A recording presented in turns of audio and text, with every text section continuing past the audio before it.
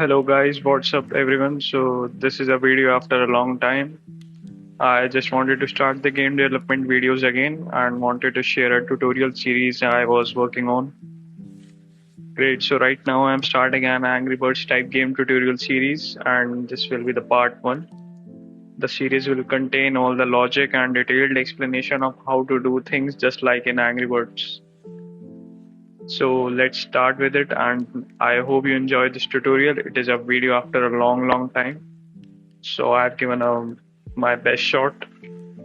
So let's proceed.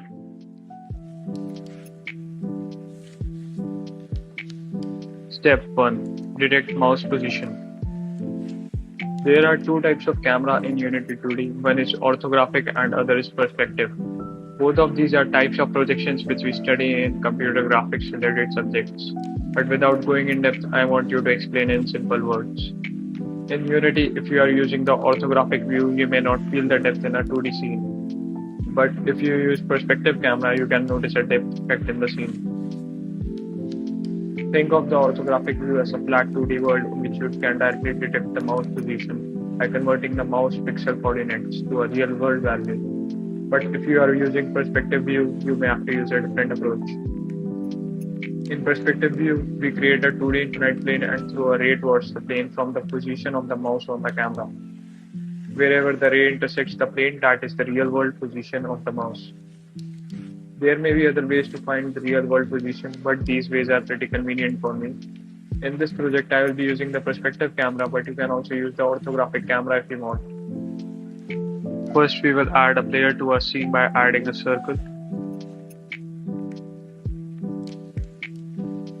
Adjust the size and color of the circle for better view.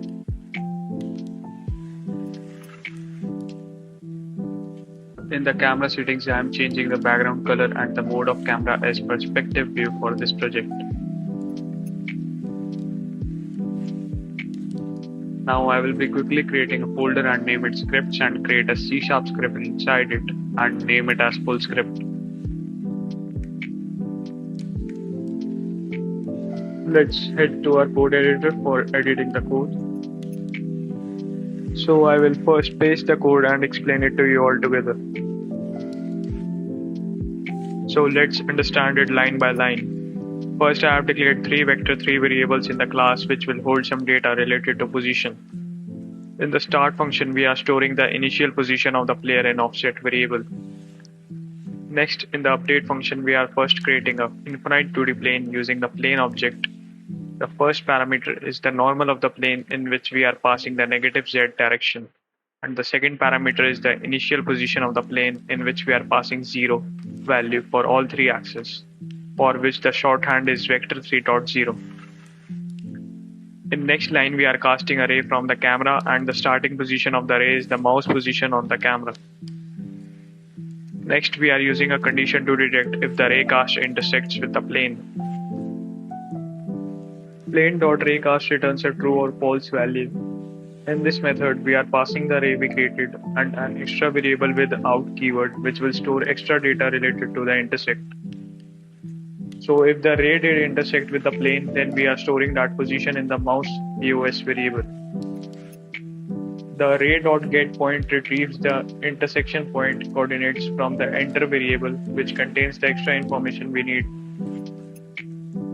Next, we are subtracting the mouse pointer position and initial position of player to make our player the center. Finally, we are setting this local mouse position to the player position. Now let me quickly attach the script to the player and let's play our scene. Great, our code is working perfectly fine. And the player is following the mouse pointer wherever we take it. We have partially completed the player movement and now let's move ahead. Step 2. Restrict the motion. As we can see in the current scene, the player is following the mouse pointer, but if we see the Angry Birds game, the motion is restricted to a circle.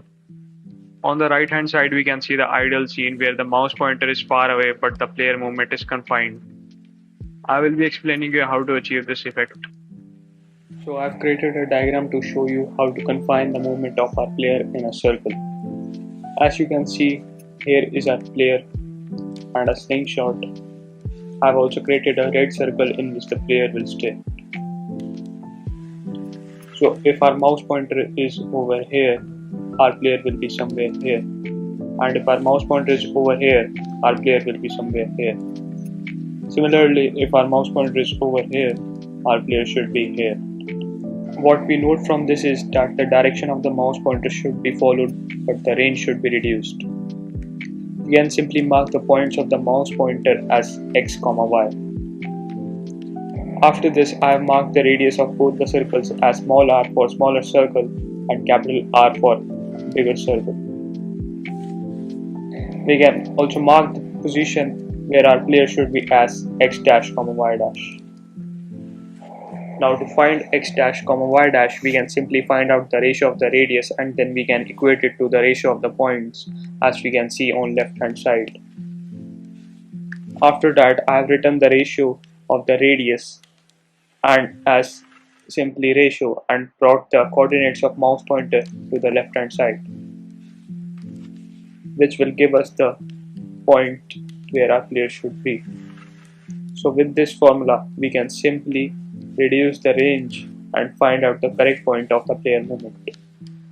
Now in our code editor, as you can see, this is the code which we wrote previously. Now I will paste the code for the restricting motion and then I will explain it to you. So in this code, as you can see, I have declared two new variables, ratio and player radius.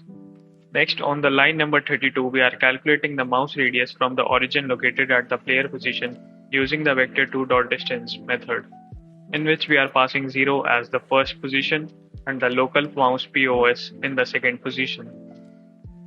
Then in next line, we are calculating the ratio by dividing the radius of the inner circle, which is player radius, and the radius of the outer circle, which is mouse radius. Then we have updated our player position to a new vector2 position in which we are multiplying the ratio and coordinates as shown previously in the equation.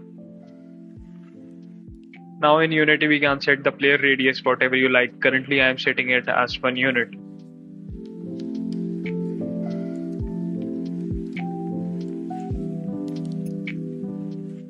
Great, we have achieved the effect we wanted. But there is a slight problem. If we bring the mouse pointer closer to the circle, the movement becomes strange. This is because we only considered the case when the mouse pointer is outside the range of player. But don't worry, we only have to do a slight modification to fix this. Let's head back to the code editor.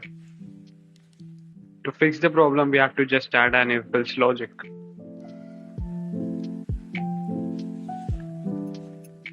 If player radius is less than the mouse radius, we want to do the calculation. Else, we want to change the ratio to 1, which means we want to remove the effect of the restricted motion when we bring the mouse closer to our player. So if the ratio becomes 1, then it will automatically have no effect by its multiplication. Perfect. Our code is working as expected. I also added a dot in center to see the effect more clearly.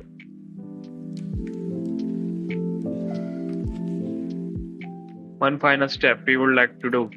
We want to perform the movement only when the player is holding down the left mouse button.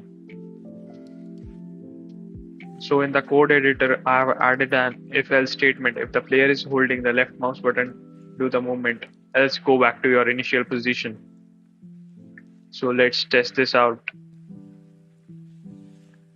Awesome, we have created the base for the player movement, and with just few lines of code, we were able to accomplish a lot.